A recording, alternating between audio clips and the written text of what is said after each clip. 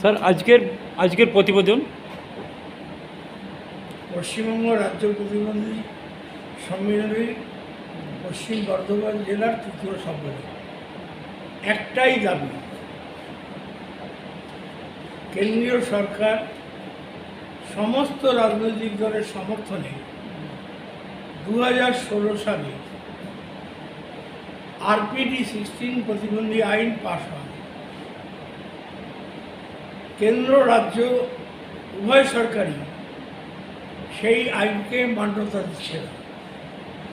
প্রতিবন্ধী সংগঠন, প্রতিবন্ধী ভাই বোনরা এইটাই দাবি করছে, সমস্ত রাজনৈতিক দল আপনারা যে আইন তৈরি করেছেন RPD16, সেই RPD16-এর সমস্ত সুযোগ সুবিধাগুলো প্রতিবন্ধী ভাই বোনরা যাতে পেতে পারে তার ব্যবস্থা করা হয়।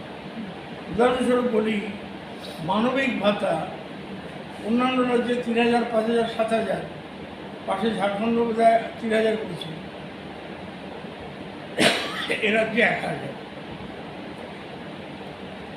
এই রাজ্য সরকারের প্রতিবন্ধী আইন সেগুলো কার্যকরী করছে। কেন্দ্র রাজ্য উভয় উদাসীন, এরা প্রায় 12 কোটি। এটাই প্রধান দাবি। ডিটেলস বলতে তো অনেক খুব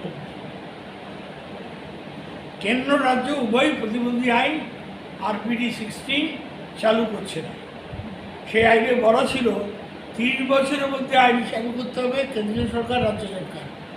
না করলে সংশ্লিষ্ট রাজ্য কেন্দ্রের আধিকারিকদের জেল জরিমানা হবে।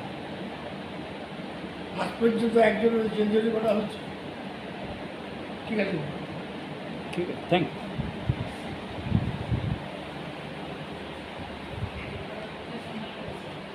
তাহলে আছে রেজিস্ট্রি নিচ্ছি। এখন ওভাবে যেটা দিয়েছি পার্টির লোকের সাহায্য করছে, ওই পার্টির সাহায্য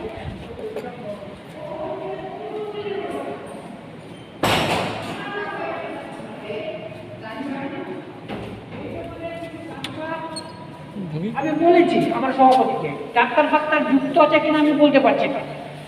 ও কম ধার থেকে কীভাবে কী কাজকর্ম করে, দু একটা কাজকর্ম করে এবং ও নিজেকে খুব বড় বলে ভাবে, আর ভিতরে ভিতরে যে অন্য পার্টি, অন্য সংগঠনের কাজ করে। এই দিকে হচ্ছে যে আমাদেরকে একটুকু দেখার দরকার ছিল। সুবিধাবাদী মানসিকতা আমাদের পরিবর্তন করা দরকার, যারা আমরা নেতৃত্বে আছি। আর সেইভাবে হচ্ছে যে আমাদের প্রতিবন্ধী ভাই বোনদেরকে সেইভাবে হচ্ছে যে আমরা নজর দিয়ে দেখে আমাদের সংগঠনকে আগামী দিনে হচ্ছে যে আরও ভালো করে গড়ে তুলব, আরও ভালো করে নিয়ে যাব।